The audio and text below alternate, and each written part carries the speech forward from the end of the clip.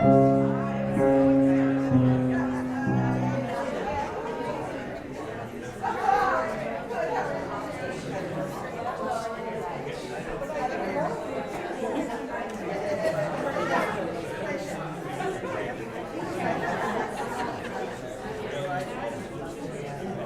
another thing is shutting the doors in the back.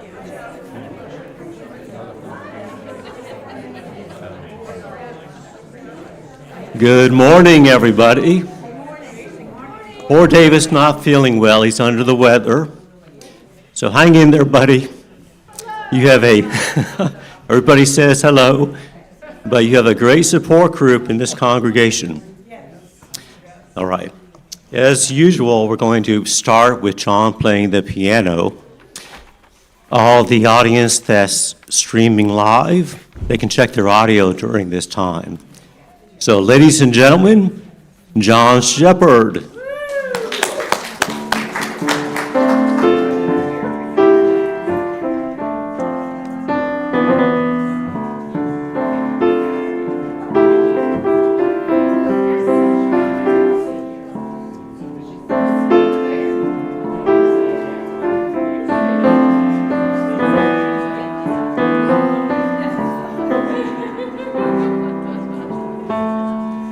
We miss you already. Yeah.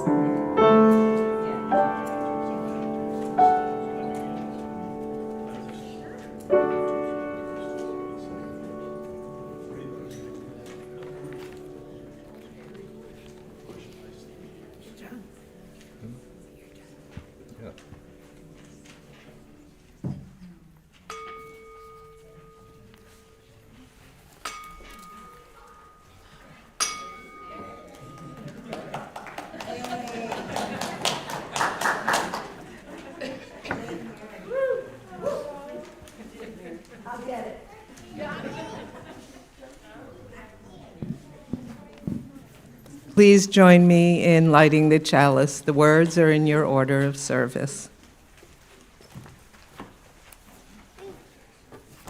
We light this beacon of hope, Son of our quest, truth and meaning, in celebration of the life we share together.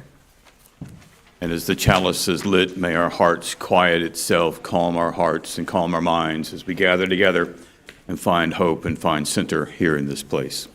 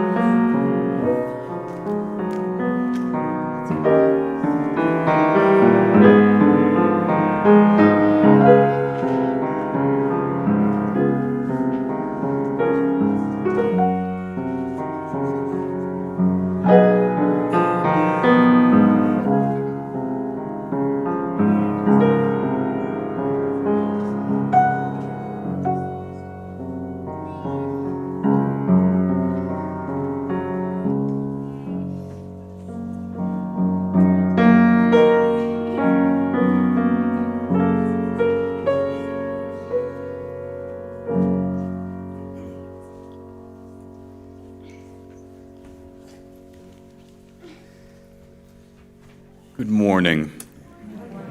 Welcome to the Unitarian Universalist Congregation of the Low Country. My name is Charlie Tyler. I'm the pastoral minister here, and I thank you for taking this time to come and be a part of this fellowship for a time.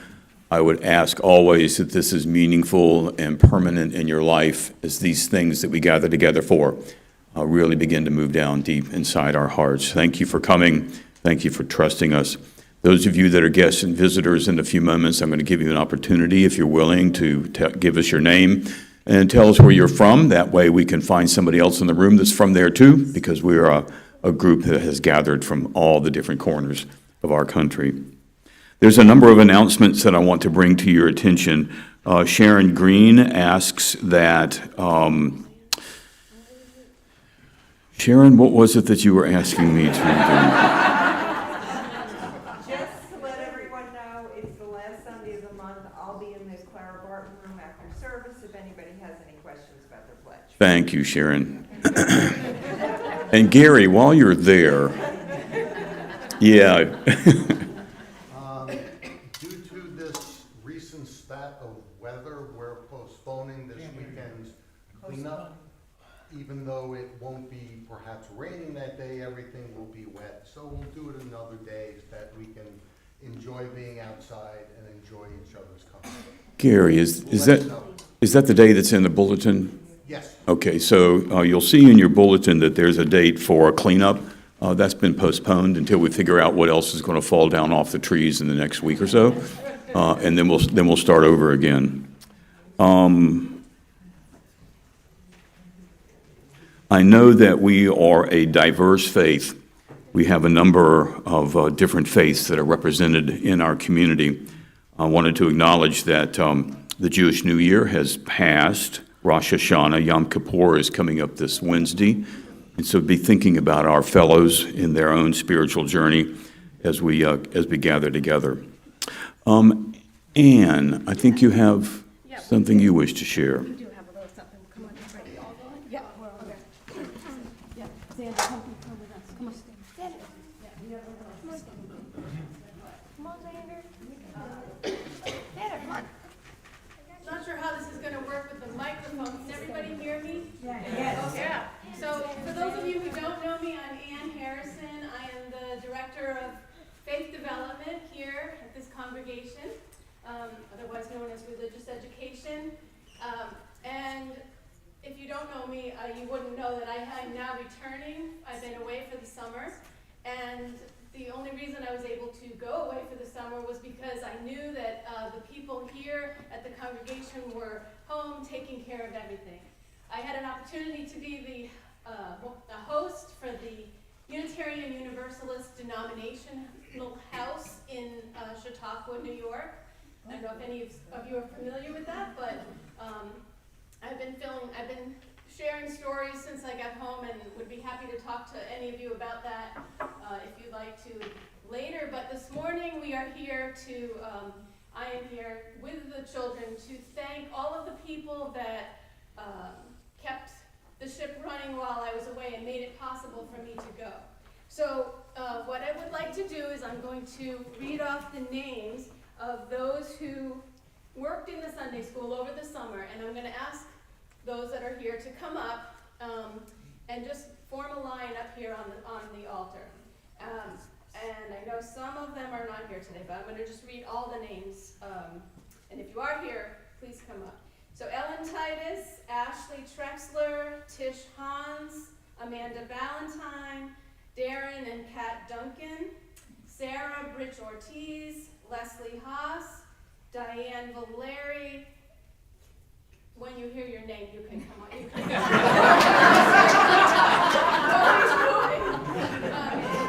Diane Valeri, Anthony Serpy, Wendy Serpy, Nancy Frank, Kathy Burmeister, Sarah Jasecki, Kathy Zeiser, Pat Miller, Janet Raycraft. Yeah, all right. I know there's a few. Nancy, this way. All right. And Ashley's here somewhere, so we might take a minute to corral them because they are busy people. Yeah, so if you all could just come up there so people can see you. I really would like to recognize you. You're the attention. Amy Hadsel, I'd like for you to come up and join them and perhaps just stand over here where that little table is set up. Sorry, you go find your I think this is only going to take a minute. I just found, there we go. All right, everybody in place, yes, I think.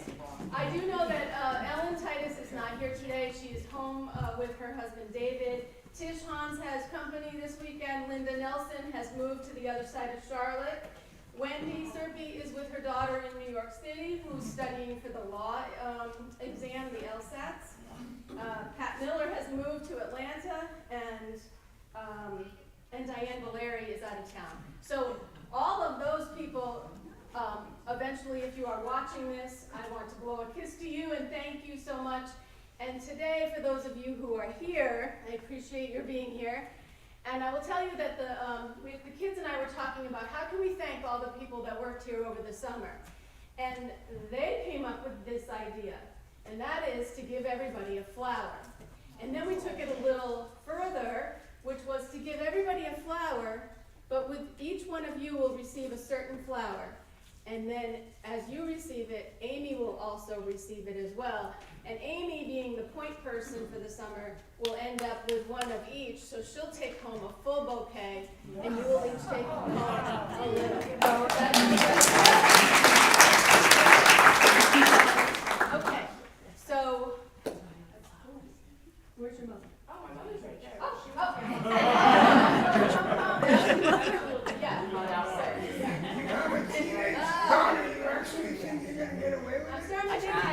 I'm starting to think the adults are a little more work than the children, but okay. So we're gonna, yeah. So what I'm gonna do is I'm gonna have a runner. We're going to present the sunflower to Ashley Trexler, and this will go to your mom. And then while Ashley has sunflowers, oops, these go to me. There, and this is how it works. So Ashley, we present you with a sunflower because, like you, sunflowers are a big sunny smile on a tall stalk. They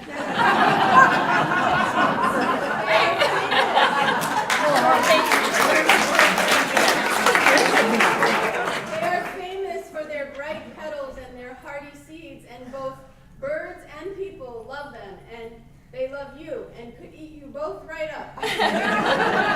Sunflowers are special because they turn their heads to follow the sun from sunrise to sunset, and this makes them a symbol of energy and love, just like you.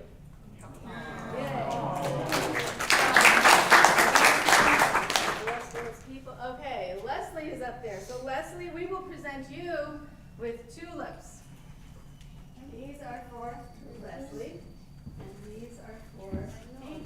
Thank you. And for Amy. Yep. So, Leslie, we present you with the tulip. It's known for its cheerful palette of colors.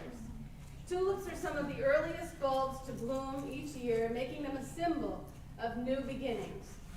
And for those of you who don't know this, Leslie is what I call the flower fairy of UUCL.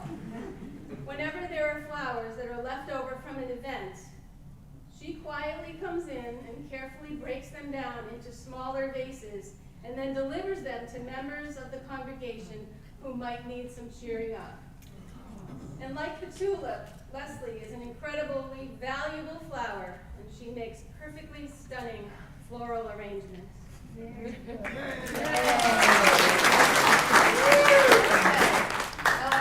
Anthony, oh boy.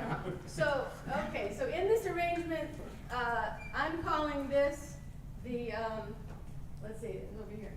This one is for Anthony. You want to give that to Anthony? Did you do one yet? Oh, you did? Okay, you give that to Anthony. And this one goes to Amy. So I'm calling this one the mystery flower, and it's a mystery because I couldn't figure out what kind of flower it was. She's talking about me. So someone here probably knows what it is. Anyway, it made sense that it should go to you because let's face it, Anthony is somewhat of a mystery. It is a mystery pretty much that he's actually even alive and here with us today, some kind of a miracle. But I looked up mystery, and that applies to what cannot be fully understood by reason, or mystery is something that defies explanation. And honestly, I find it hard to understand or believe that for over a decade, Anthony and Wendy have devoted themselves to the task of giving back by making sure that after every service, this congregation always has coffee and always has refreshments. And that appears to give you joy, which is what makes it, to me, such a mystery.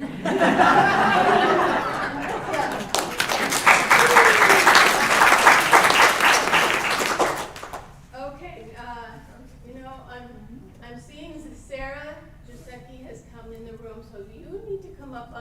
as well if you can, and bring Abby with you. Yeah, as you can mosey up. Yeah. So Nancy, the next one is Nancy Frank, and for Nancy, we are going to present her with a lily. And this one is for Nancy.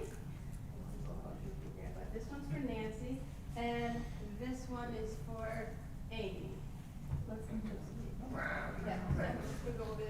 So Nancy is getting a lily because lilies are stunning, and they make a dramatic statement. Then you guys could all take a step for a little closer, maybe. Yeah. Don't be shy. So we give you this lily because, like this flower, you have a strong sense of self and pride. Your charm draws people to you, and you possess a keen eye for beauty in all forms. Lilies are luxurious, and symbolically they are associated with spirituality, sympathy for the departed, and a pure heart. Also, love and a certain innocence of the soul. A lily can also represent thankfulness, and we are thankful for you. All right, the next one are daisies, and the daisies go to Kathy. Miss Kathy and Miss Amy. Yep? Okay. The daisies are a great symbol of happiness. They remind us of sunny days and open fields. And like the daisy, Kathy, you make us happy.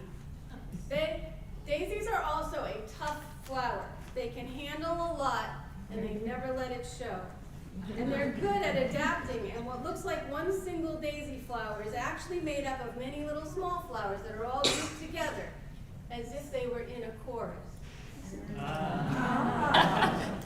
They are associated with childhood memories of picking flowers, and I think that perhaps that is why you are so good with the children.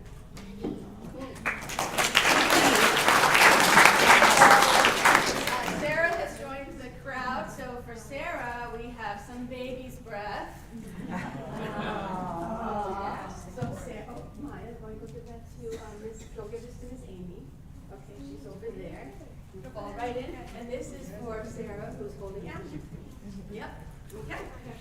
All right.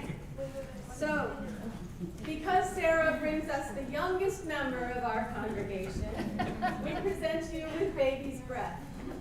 The white, airy nature of this flower evokes the innocence and the gentleness of a newborn, which is Abby. But it also conveys sincerity, compassion, and a spiritual connection, which is you. It's a symbol of everlasting love and commitment. While the blooms are delicate, it has been said to be a symbol of hope and a promising future, also of an unbreakable bond. I'm afraid it's gonna tip over. And the, Careful. no, he's fine. Okay. Well, here comes Kat. So she has just wandered in. Kat and Darren, you can come join the crowd. I'm telling you, the adults are way harder to assemble than just a group. So Kat and Darren, come on up. We're recognizing all of you who have helped make the Sunday school possible over the summer. And for you two, we are going to present you with, hi. Yes, you can. No, let's get Maya and Maggie to get them. Yeah. So, if the Duncans can take the stage, that would be great. And Maya, would you like to give these to your parents? Yeah. And Maggie, with Maggie. Maggie, can you give these to Amy? Amy's over there. So Maggie can go give those to Amy. That would be great. And we are presenting the Duncans with carnations because we chose this flower for you. They're getting carnations because carnation is the birth month flower for January, and Kat's birthday's in January. No. But also because we are also giving you these carnations because they are delightful flowers, and their ruffled petals and their blooms are long-lasting. And they are known to symbolize love and deep fascination and how Kat manages our social media continues to deeply fascinate most of us. Okay, and I think we're down to Janet Raycraft, who's up there still, yes. And for her, we present you with, with the Alstrom area. And that goes up to, yes, to Janet and to Amy. Yeah. All right, we present this to you, Janet, this beautiful Alstrom area. This flower has an array of meanings, all which depend on the color. But the beautiful blooms always connect to a similar meaning of friendship and love, strength and devotion. And they're often thought to represent mutual support and the ability to help each other through the trials and the tribulations of life.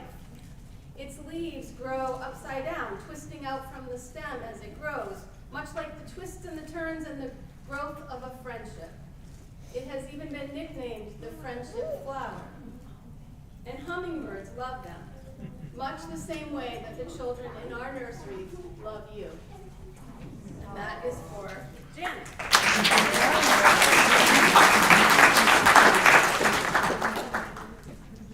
The others that I am to recognize with the flowers that are here who are not here, we just have to let them know that there were flowers here for you.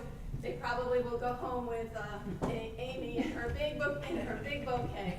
But anyway, I could not have been possible for me to do what I did this summer without all of them. Thanks to Amy's guidance and leadership, everything ran smoothly. I had not one phone call the entire summer. It was amazing. And I have reported in with all of these folks who have said they had a great summer, and all is well. So many, many thanks to all of you.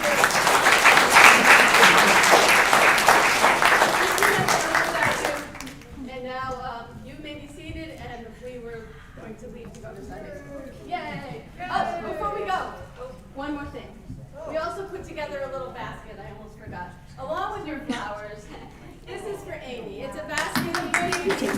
Thank you. Yeah. Little book called the Thank You Book for her to read to her kids. And just and some tea and some cookies and a candle and a few things to make you know that you are loved. And appreciated, yes. Okay. Well, let's get a video of this. We're going on. You want to carry it?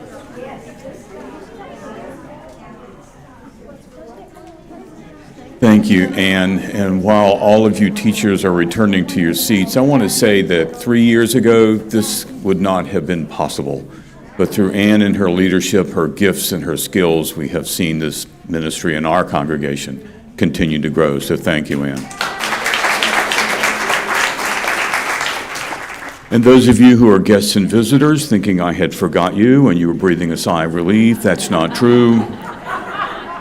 I would like to be able to ask if those of you who are first or second time visitors, if you'd like to stand and introduce yourself, that would be helpful for us. And so on this side, this section of our sanctuary, my right, your left, are there any first or second time visitors? In the center, yes, if you would please. Well, I'm here for the second time. If you would stand and give us your name again, tell us where you're from. Dennis Gray. I'm from Sun City.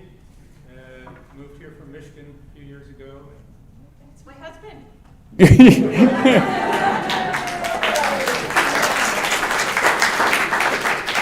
Good claim. Thank you for that.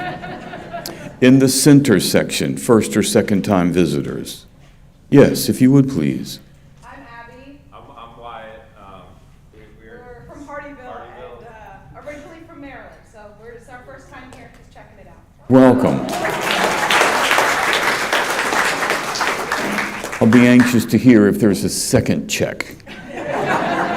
Yes, ma'am.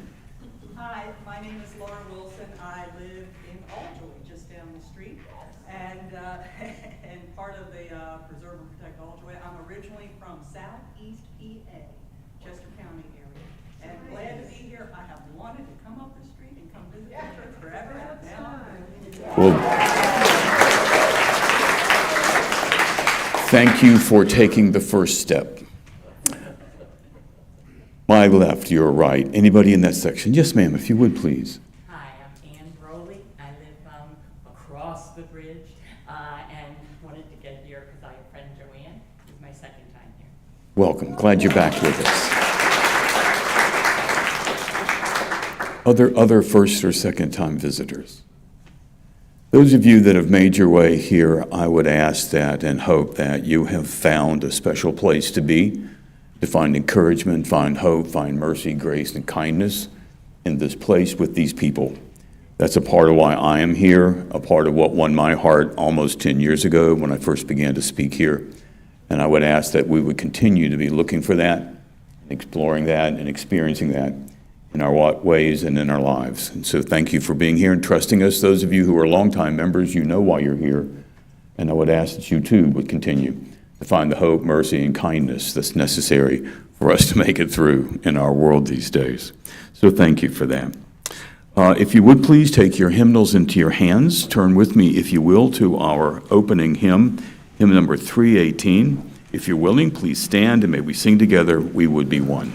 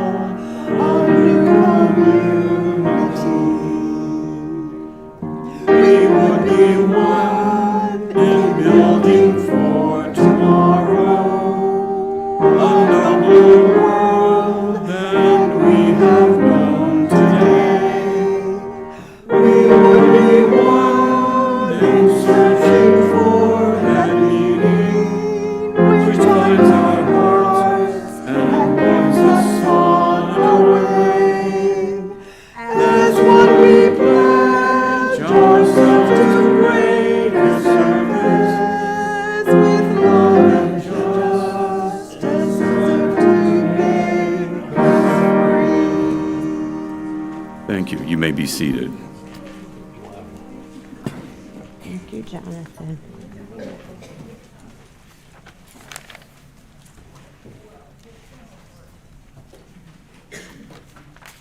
Thank you to everyone who brought donations to the Bluffton Food Bank and Bluffton Self-Help. And now we have the opportunity to help support the work of this congregation. If you're a first or second time visitor, please feel free to let the basket pass.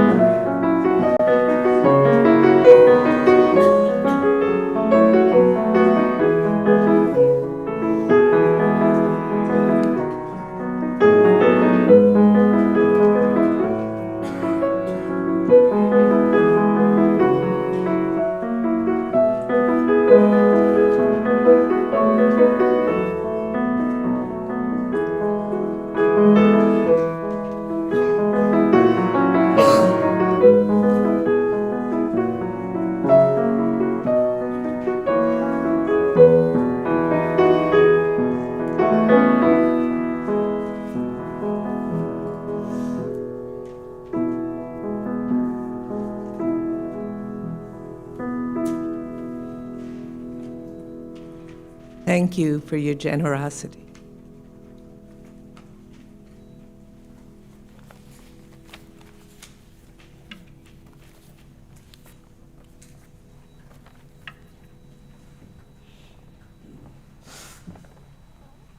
Am I close enough? Yeah. This is a time where we come and share our joys and concerns briefly. And also no announcements, and especially political. So please come up and share your joys and concerns.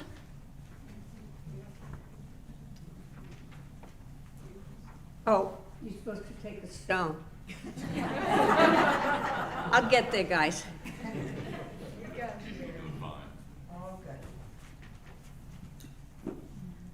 Good morning, I'm Betsy, and this is my buddy Mike. A week ago, I used really poor judgment. We were at Dryzen Beach, and we got there at low tide, and there weren't many waves, there weren't many breakers, and Mike was out there cavorting in all this, in all these waves. And a little later, I decided it was time for me to go in. I really wanted to swim in the salt water. And by this time, the tide was coming in, the waves were a little bigger. And I thought, well, I used to do this when I was young. I remember how to approach these waves, and I'll have Mike helping me, and I'll be fine, I can do this. So we got out, we swam a little bit in the salt water, and it was such a joy. And then we went to come in, and the waves were really big, and when we got really close to shore, we couldn't do it.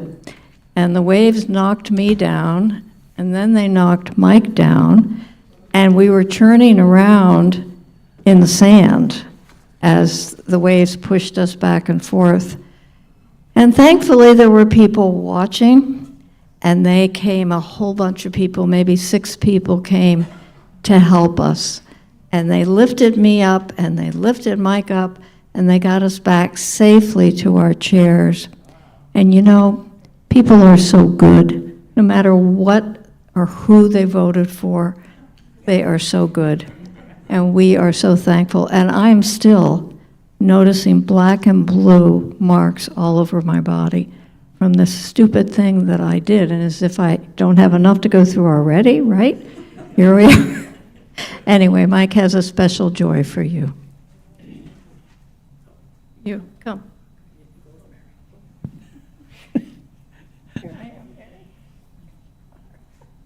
Well, in the spirit of epistemology, ontology, and psychology, I'd like to wish my friend David Rosenberg a happy birthday.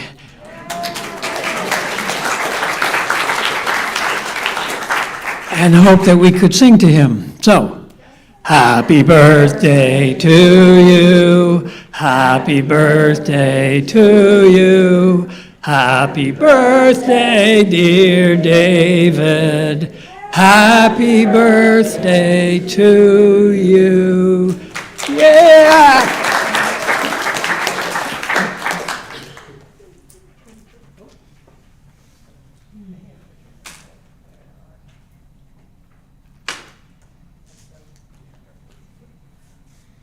I am Steve, and sitting over there is my wife.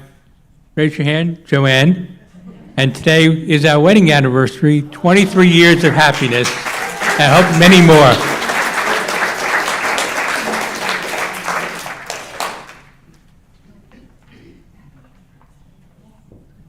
Good morning. My name's Candida, and this should have been in the announcement part of the meeting, but it was so overwhelmingly beautiful with the volunteers and everything.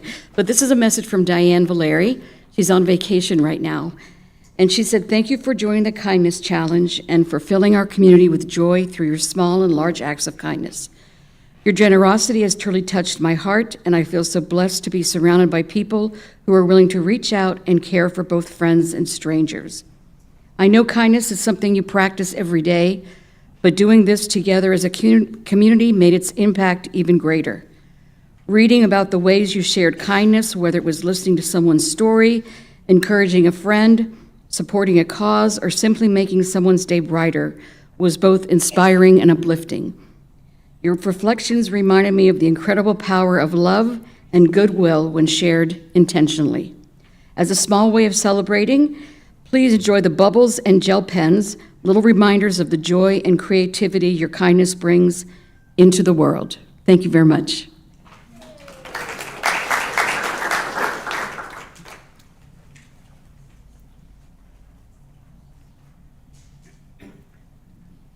I'm Barbara Popka. Just briefly, Ed, I just wanted to let you know Ed is doing better. He's walking around more. He's, just generally getting his strength back slowly. But he wanted me to thank everyone for cards and good wishes, and it means a lot to us. Thank you. Thank you. And Ed had a birthday this week. I had a birthday yesterday. And our granddaughter was here. She made 2 birthday cakes this week.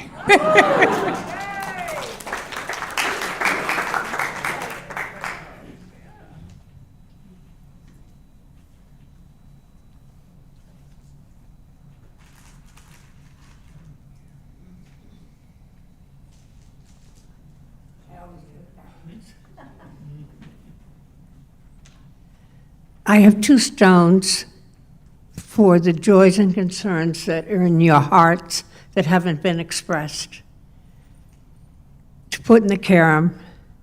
And I also have 1 stone for the gun violence.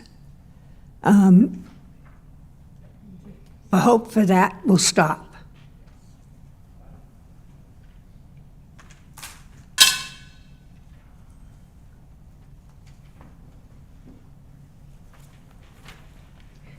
Now, if you'll turn to the affirmation on page 562.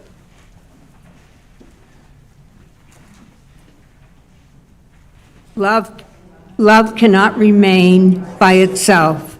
It has no meaning. Love has to be put into action. That action is service. Whatever form we are,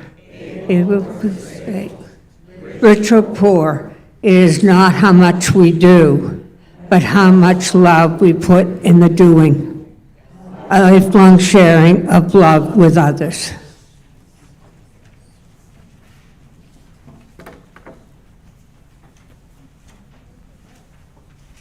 Thank you, Mary Lenny. That was fabulous. An email came to me. You're welcome. An email came to me this past week from Dick Hood, who was one of our retired ministers, and I was overwhelmed by the content of that email. And as I begin to read this, I want you all to know that I do see what time it is. And if you promise to listen fast, I'll promise to talk fast. This is the content of that email that really spoke to me, because it spoke to what I hopefully will be able to talk about in my message today. This comes from the Reverends Sherry Kwan and A.J. Van Tyne, and they write this: as your ministers and Unitarian Universalists, we write to say this very clearly: your life is sacred, your whole self is holy, and you belong. You are not a problem to be solved, you are a wonder, carrying truths about freedom and authenticity that the world desperately needs. You are not broken. Your ways of perceiving and moving through the world are gifts of insight, creativity, and presence that enrich this community and this earth. The dignity due to you is not conditional. Your worthiness does not depend on the approval of a politician, a legislature, or a court. Please know that you are not alone. Our congregation is ready to listen and show up, to shelter and to protect, to welcome and fight back, and be a reminder and embodiment of the larger love that holds us all. We'll continue to build the beloved community even when the news is grim. We'll keep showing up for one another in worship, in protest, in mutual aid, and in small acts of compassion. Although we may be afraid, we will love courageously. May we know the quiet strength of ancestors and the unyielding pulse of life itself. May we trust that whatever storms rage outside, we are held by a vast and enduring love. Love and courage. The Reverend Sherry Kwan and A.J. Van Tyne. I almost wanted to stand up and say amen in the middle of the highway when I was reading this. This is a part of the great power of who we are and the significance and value of who we are as Unitarians. This is what I fell in love with when I first came into this place. I did not believe it for the longest time until I was able to see it clearly in your hearts and in your eyes and the way you lived your life and served each other. And so when we come here to this place and when we begin to talk about the significance of belonging, the words on these page and this email speaks to the heart and depth of what it means to belong.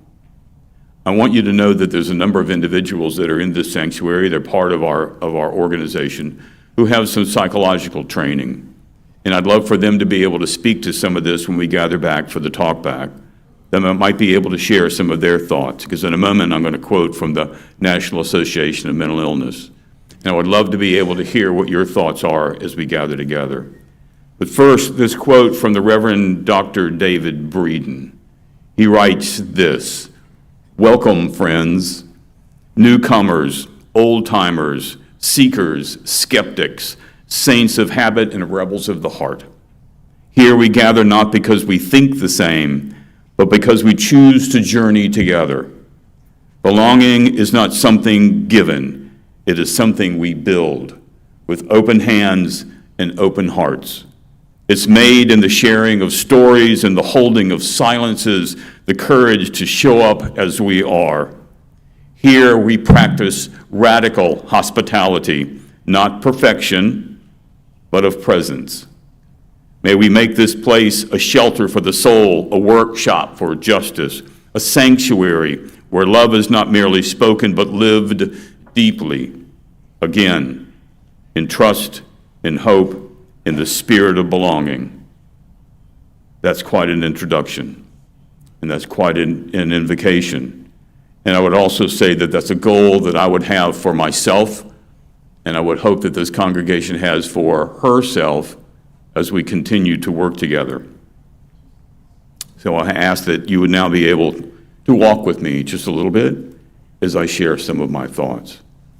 Over my professional experiences, I have radically altered my view of community and belonging. It used to be that the central message to me of how to belong and how to be a part of a community is what you believed.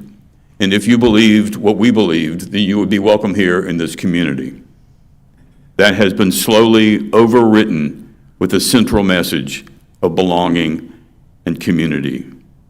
The reason why this new core message has become so transformative to me and to others is because of the transformation I see in those who find a community that they know they can belong to. This impact is broad and is as unique as every individual here in this room. But here's a few components of belonging and community that I believe are important to us. I mention these components for two reasons. One, to give words that many of you already feel and have already experienced and already know in your history and in your presence here in this community.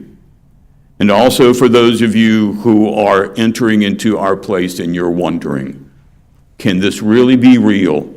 Is this honest or is this put on? Is this fake or is this lived? And I would pray that you would find that it's honest, it's authentic, and it is lived. First, the journey. The opening words of our UU ministers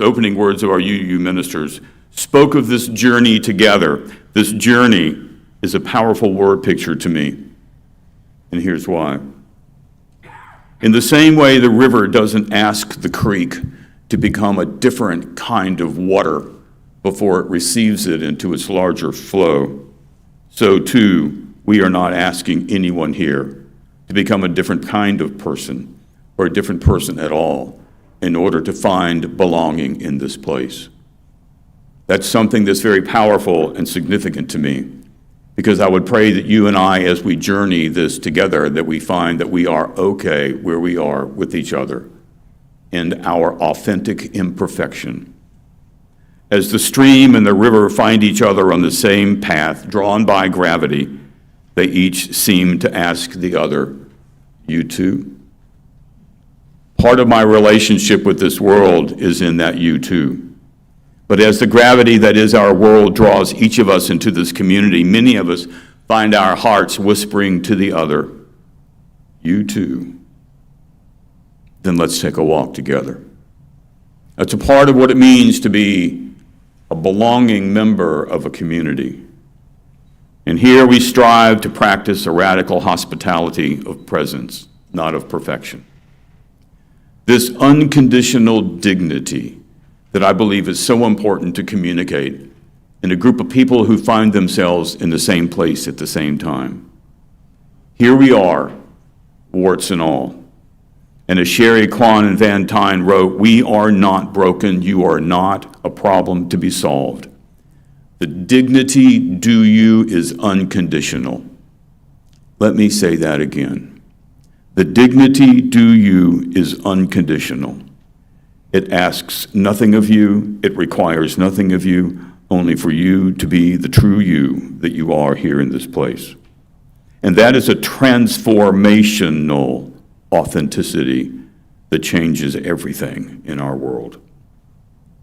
There are numerous ecclesiastical organizations, churches, I was part of one once, that either specifically or subtly states that we can fix you. If you just believe what we believe and accept what we teach, lo and behold, your life will change and you will be a better person then. No, you won't. You're not broken now. You are not here to be fixed. You're not here to be changed. The message here is quite different. You are not, as originally written, you are not a problem to be solved. You are a wonder, carrying truths about freedom and authenticity that this world desperately needs. You are not broken. I am not broken. And to live in that wholeness changes who we are, especially when we are together. And the part of woundedness, and while you and I are not broken people, the world we live in wounds us when our values are dismissed, rejected, and trampled as so much sawdust every day. The fact that these values are rejected as rubbish is painful and hurtful. And we wake every morning to open our newspaper, open our computers, do our searches, and to wonder why. This is why there is so much value to being in the presence of others who can say, "You too?" "Yes, me too, but we're going to be all right." That's a value that's significant and transformative again as we begin to live it out in our world. That's the way we heal, by sharing our wounds together. Some of you may know that I spend a lot of my time in a hospice environment. Part of my responsibilities are to conduct and direct a couple support groups every week. And in them, I have discovered the significance and the value of community. Those support groups have changed me as I've watched the way they've changed each other. And in many ways, they enter into the room and they begin to ask the question of their own woundedness, "You too?" And those in the room who have been there for a while go, "Yeah, me too." And then the healing starts. As we gather together, we experience in grief and loss, I've seen how powerful it is to share shared wounds.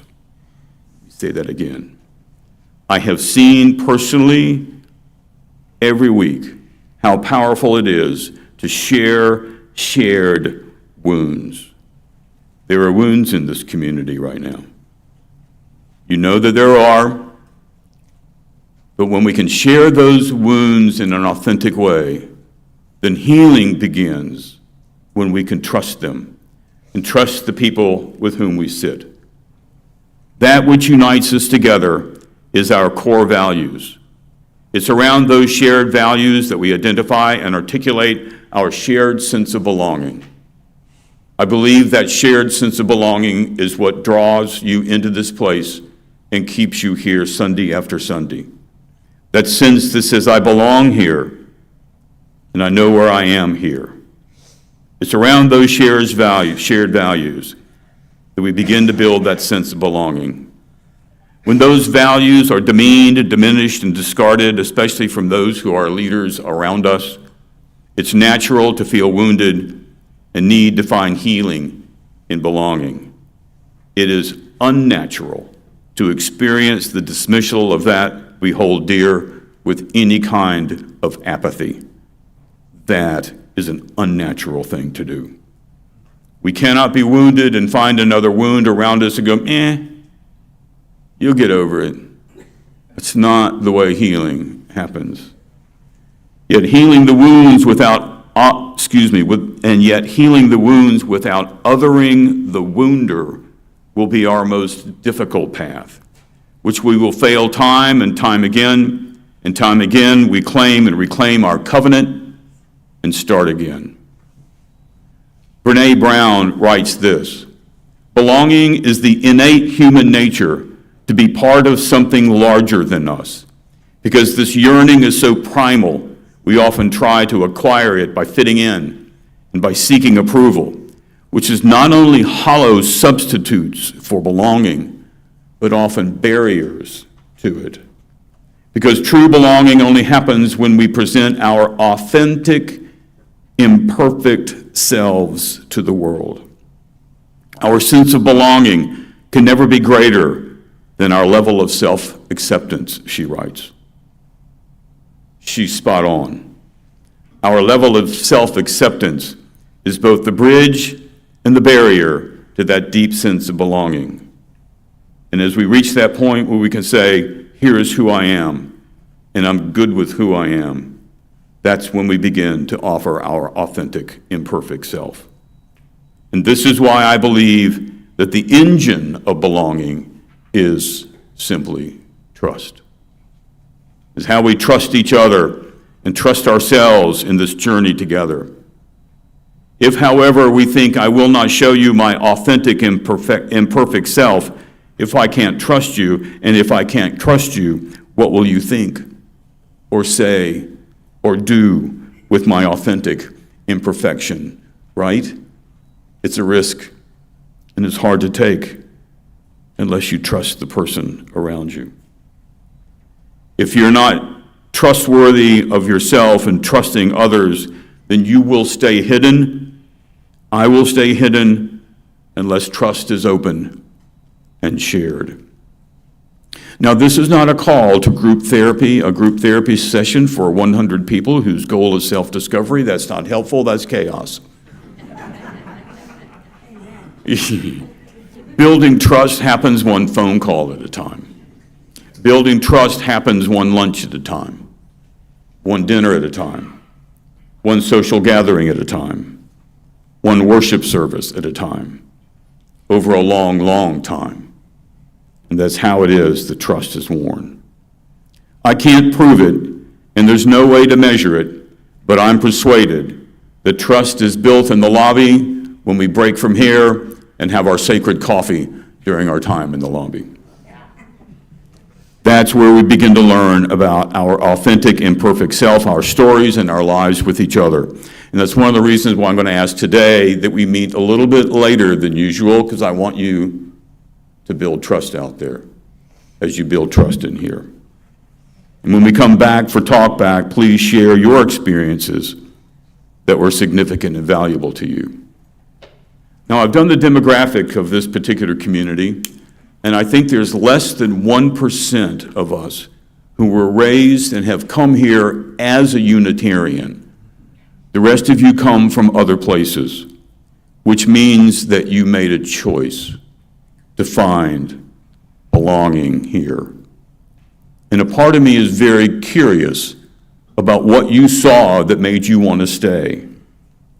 And so when you come back, I'm going to ask you, share your belonging stories with us. Why on earth are you here in this peculiar place, in this peculiar time? Because I think something extraordinary is happening, and that's why you're here. And I would love to hear those stories as we share our authentic, imperfect self, because that's where our hope is. And so now when we get to this place where we begin to share these stories, then we ask ourselves, I ask the question, what next? What whispering is in your spirit? What hunger is being stirred as I speak? What hope is forming? What's next for each of us in this journey joining the river? In closing, the words of Dr. Breeden may be a goal, a hope, and a destiny for this precious place. He writes, may we make this place a shelter for the soul, a workshop for justice, a sanctuary where love is not merely spoken, but lived deeply. May we? Can we? Shall we? Yes, we shall, and amen. Thank you for your attention.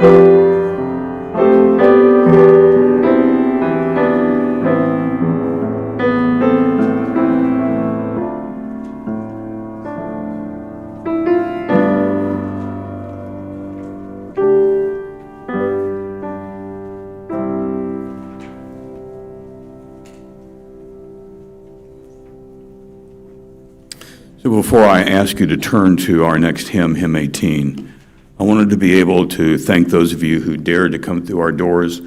Dennis, Abby, Wyatt, Laura, and Ann, thank you for trusting us for a time. I pray that you would find that this has been a worthwhile trust and that we might continue to move together and find our own hearts. And so if you would please now take your hymnals into your hands, hymn number 118, and may we stand and sing together, This Little Light of Mine.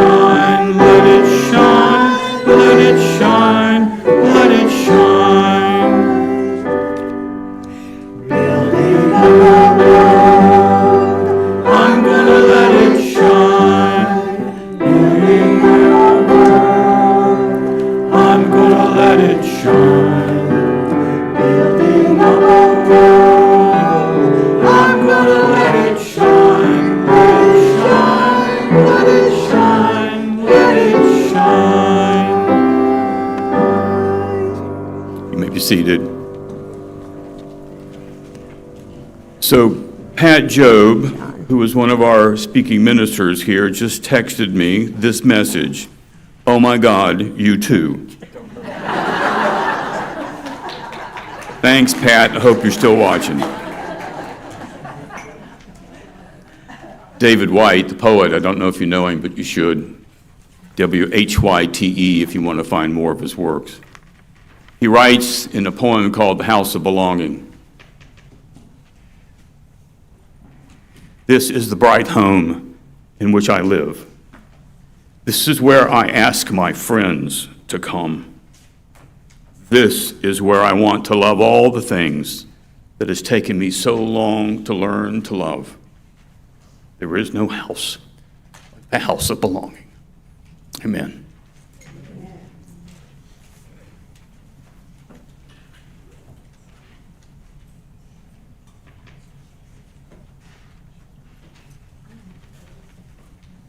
Now, if you're willing and able to stand, please join me in extinguishing the chalice.